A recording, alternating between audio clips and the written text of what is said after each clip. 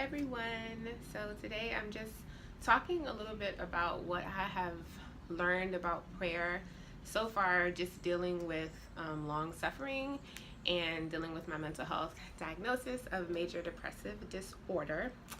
So ever since I've been diagnosed, which was 14 years ago, I've been praying for healing. There have been people throughout my life who have been fervent prayer warriors, and my mom has prayed without ceasing, and like my whole journey has been filled with prayer.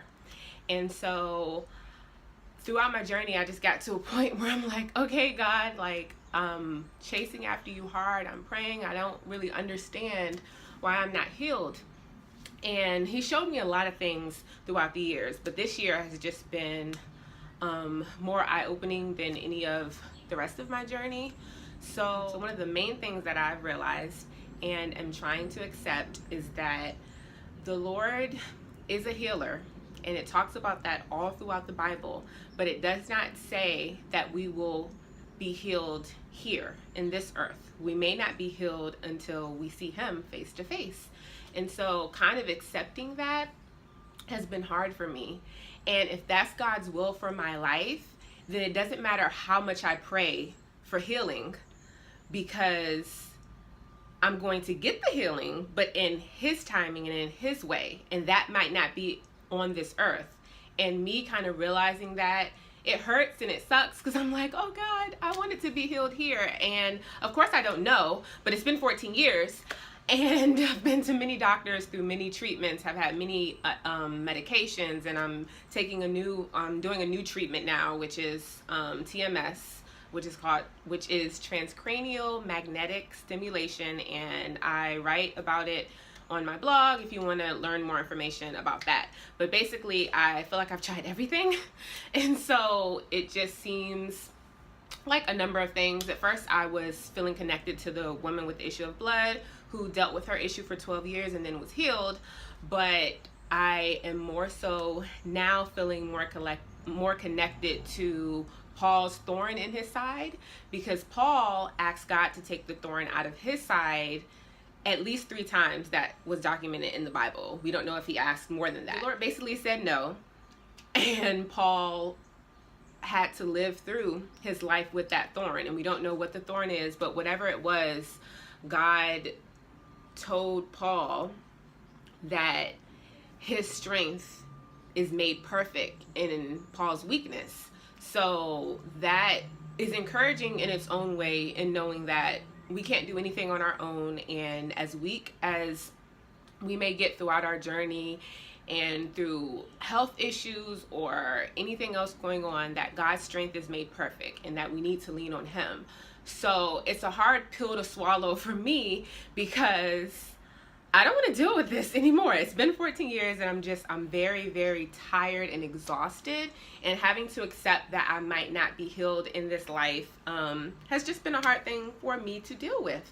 So I just wanted to kind of talk about that a little bit, and it's just changed my perspective of prayer, because really, no matter what you pray for, if it's not in God's will, it's not going to happen, no matter what you pray.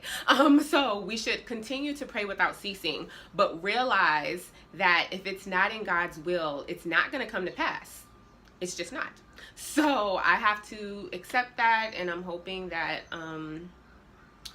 I don't know what I'm hoping, to be honest. I'm just trying to get through this and just learn how to walk through life with the idea that I might not be healed in this life, and just make adjustments accordingly, because throughout these 14 years, I've just been waiting to be completely healed and kind of putting aspects of my life on hold while waiting for my prayer to be answered in that way, when in reality it might not be answered in that way.